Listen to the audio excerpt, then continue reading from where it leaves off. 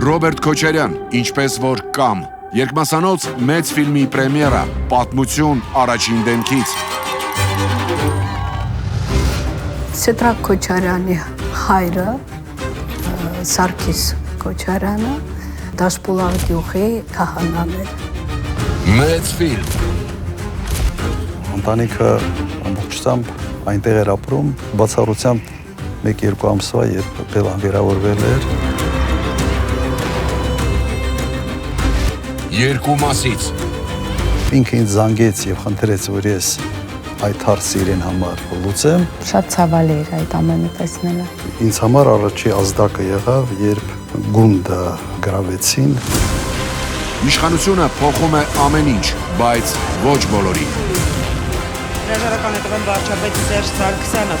Այն ժամանակ, երբ Սեդրակ Քոչարյանի հետ հանդիպեցինք, նախագահ Քոչարյանն արդեն մի քանի օր ինչ կալանավորված էր։ Դա հենց այդ գիշերն էր, այդ գիշերային նիստը, որ հետո պարզվեց, որ իրար զանգում են հեռախոսով։ Իսկ Քոչարյանի հետ կապված ինչ կա նորություն կա։ Քոչարյանը կլինի։ Մենակ էի, շատ փոքր խուցում, 7.5 քառակուսի մետր էր։ Ռուսաստանի նախագահն